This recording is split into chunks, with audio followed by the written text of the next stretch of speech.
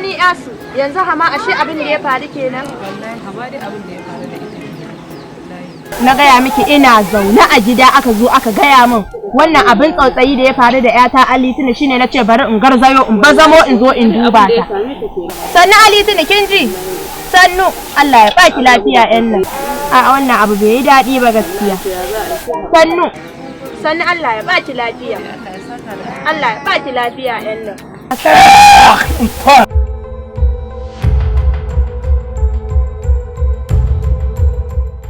Ina za ka je mai gida? Na'am. Kai hakuri ka da auren Allah. A karya min yarinyar. Kai hakuri. Kike ta ne hakuri. Rayuwa ta duniya hakuri ake yi. Yanzu in ban yi magana ba ta zaki na zama solobiyo. Ba komai kai hakuri Allah ya baka lafiya. Kuma ginin ya zubo mata ita kwangilar ha ce wai wata kwangila ce zan je in ga kwangilar. Kai hakuri dan Allah. Ta da Allah ni ke kade. Baba kai hakuri. Babu wani in kyale ku. Yanzu in ban yi magana ba haka za a ke yawo da ni ana dididi. Ai ko ufan bai ce ba. Sai hakuri baba, tsautsayi ne. Yar fa guda kwaya ɗaya tak nake da ita. Tsautsayi ne da kai hakuri baba. Kuma shi kenan ne ce ga abin da zan yi kike cewa wai wani ne ya hakuri ne ya hakuri. In shiru ne na bari ta za ki ban yi komai ba. Ko a ita. Baba kai hakuri baba sai hakuri. Da kina yi hakurin. Tsautsayi ne fa baba. Tsautsayi? Yo ai ni ne tsautsayi kuma tunda aka gamu da ni ai an gama da zancen magana tsautsayi. Ban yi magana ba ta baku na zama namijin soyayyo. Tsautsayi ne Allah zai kawo mata sauki. Yanzu yarinyar guda ɗaya da mutuwa ta yi me za a ce mun? Ba za ta kai ga haka ba. Tana cewa baba zan kai ka Saudiya kai ma ka sako haƙorin maka ake cewa Alhaji ina ye. Nasa wanda za ta faɗo a sai yarinyar tawa. Yarinyar guda ɗaya kamar rai ka faɗo ka abin nan.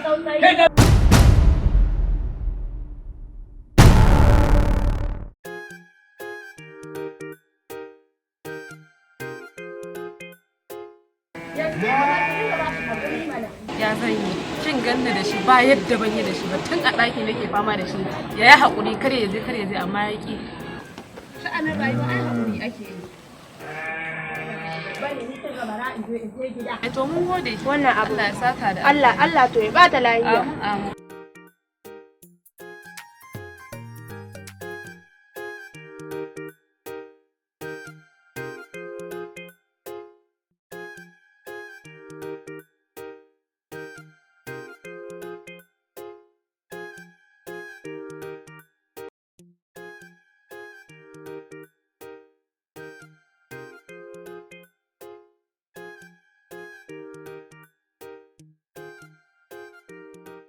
Baba Hadari.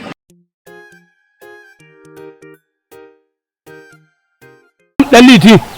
Ina za ka je na ganka a fusace ga kuma taɓare a hannunka. Kai, Dan Liti. Ai tun da ka ganna haka yau ko a ni ko a ita. Wace ce kenan? Wace ce mana in ba kwangila ba?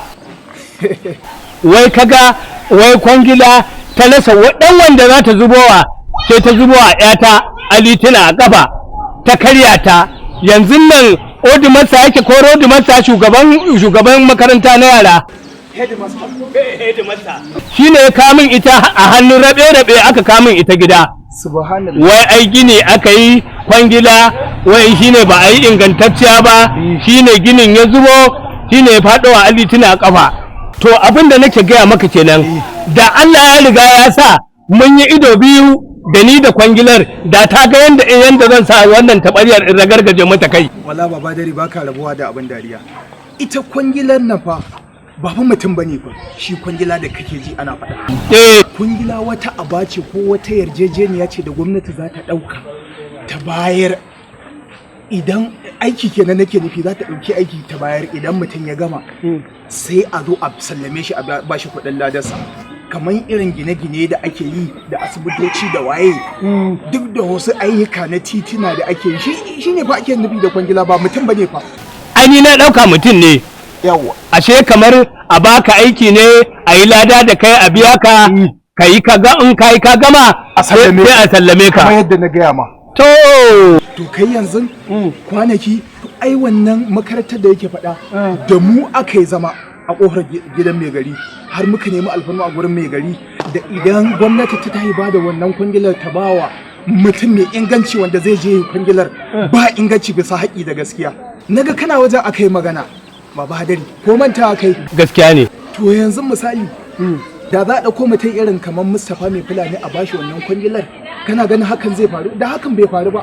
Wane? Mustapha mai fulani kaga shi yayi kwangilar asibitin kanti da kwalabatoci da sauran ayyuka da kake gani a gari kana yawo duka shi yayi wannan ayyuka masu inganci ina baka labari shi Mustapha mai fulani ina da na san zaka iya samun sunan mutumin da yake aiko min zaka har gida na san shi ma saboda haka da gwamnati za ta dubi ire-iren waɗannan mutanen ta ba su kwangila da duk haka bai faru ba to da irin wannan irin Mustapha ake bai a kwangilan nan dan gidan mai fulani to da idan aka ce maka yayi aikin to ko jirgi ne ya bugi makarantar sai dai jirgin ya faɗi ya kama da wuta ginin ba zai faɗi ba amma an kawo wani lalataccen dan kwangila ya zo ya mana aiki mara ha'inci ga hinan aikin shine ya zubo ya faɗo a yarinya ta a ƙaba.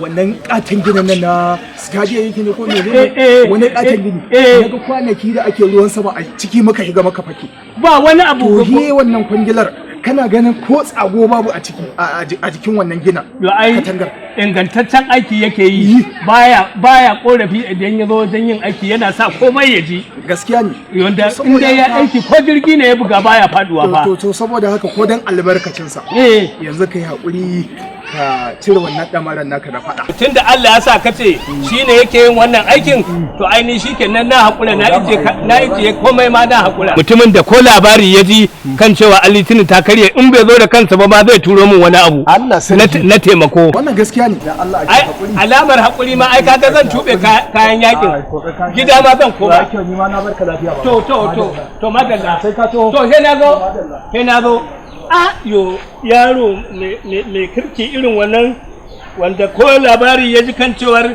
Alitini ta karye a kafa in bai zo da kansa ba ma zai aiko min sako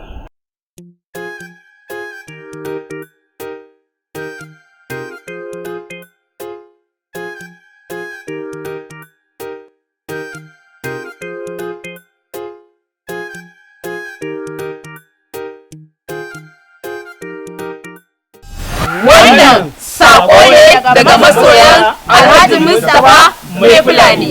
Matan alkhairi.